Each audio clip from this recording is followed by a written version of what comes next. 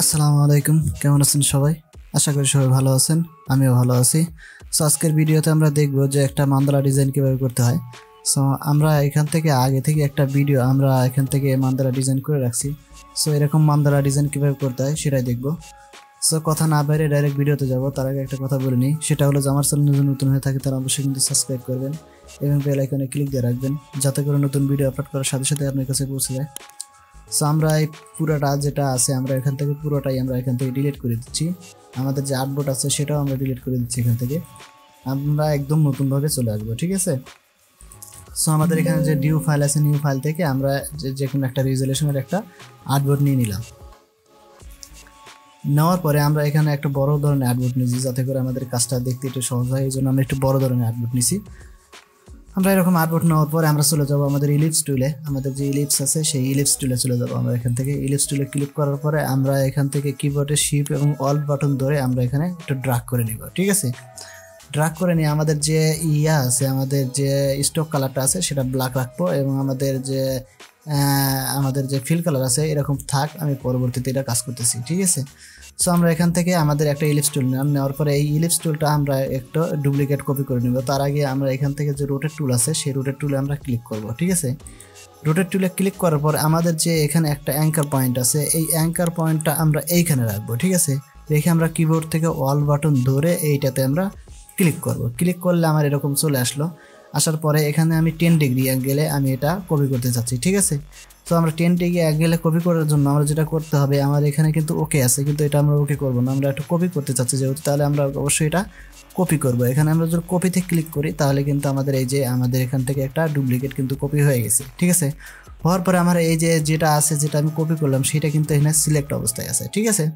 Select অবস্থায় রাখার পরে আমরা এখান থেকে এই যে ইয়াটা আছে এটা আমরা কি করব, এখান থেকে কন্ট্রোল ধরে ডি আমরা চাপতে থাকবো, ঠিক আছে? এই যে ডি চাপতে থাকবো, ডি চাপতে থাকলে কিন্তু আমার এরকম একটা অ্যাঙ্গেল চলে আসবে, ঠিক আছে?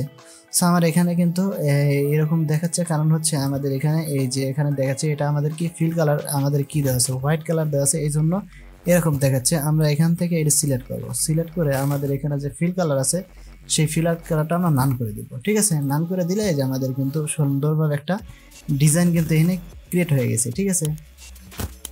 ক্রিয়েট করার জন্য এখানে আমরা এই স্টক কালার যেটা আছে একটু বাড়িয়ে দেবো হালকা, ঠিক আছে? হালকা একটু বাড়িয়ে দেবো আমরা এখান থেকে 7% করে দিলাম, ঠিক আছে? 7% করে দিলে আমাদের কিন্তু সুন্দরভাবে একটা মান্দালা ডিজাইনে কিন্তু চলে আসছে। আসার পরে এখান থেকে সিলেক্ট করে যদি আমরা এখানে অপাসিটিতে যাই, অপাসিটি যাওয়ার পরে আমরা যে এই যে এক্স ডিরেকশন যেটা আছে এটাতে যদি আমরা ক্লিক করি তাহলে কিন্তু আমাদের এটা সুন্দরভাবে কিন্তু ইনসাইড হবে, ঠিক আছে? সো এখানে আমরা সুন্দরভাবে কিন্তু হয়ে গেছে। এইটা সিলেক্ট করার পরে এইটা যে আছে এইটা সিলেক্ট করার পরে আমাদের কি করতে হবে, এখান থেকে আমাদের যে ওই যে আমাদের আগে একটা দেখছিলাম যে পাথফাইন্ডার যেটা আছে, এই পাথফাইন্ডার চলে যাবো। আমরা আগের ভিডিওগুলোতে কিন্তু দেখেছিলাম যে এই পাথফাইন্ডারগুলো দিয়ে কি কি কাজ করে, ঠিক আছে? আমাদের শেপ আছে এবং পাথফাইন্ড যেটা আছে এটা আমরা এই যেটা শেপ আছে, শেপ মোডে যেটা আছে, এই শেপ মোডে আমাদের এখান থেকে যে এক্সক্লুসিভ অল ক্লিক আছে যেটা, এইটা আমরা কি করব, এই এরিয়া থেকে আমরা কি করব, এটাতে ক্লিক করে দিব, ঠিক আছে? এটাতে ক্লিক করে দিলে আমাদের সুন্দরভাবে এই যে ইয়াগুলো আছে এইটা কিন্তু সুন্দরভাবে হয়ে যাবে, ঠিক আছে? সো আমরা এই যেখান থেকে কি করতে চাচ্ছি,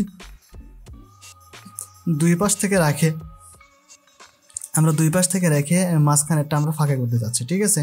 সো দুই পাশ থেকে রেখে মাঝখানে ফাঁকা করতে চাইলে আমাদের এই যে ইয়াটা আছে এটাতে যদি আমরা ক্লিক করি, ক্লিক করলে এই যে আমাদের সুন্দরভাবে কিন্তু এটা হয়ে গেছে। এটি আলহামদুলিল্লাহ আমরা দেখি এভাবে, এই যে আমাদের এখানে সুন্দরভাবে হয়ে গেছে। এইগুলো আমরা যদি এখন কালার চেঞ্জ করে দিই, এই যে এখান থেকে যে কালারগুলো আছে সেই কালারগুলো যদি আমরা চেঞ্জ করে দিই তাহলে কিন্তু সুন্দরভাবে এটা ক্রিয়েট হয়ে যাবে, ঠিক আছে?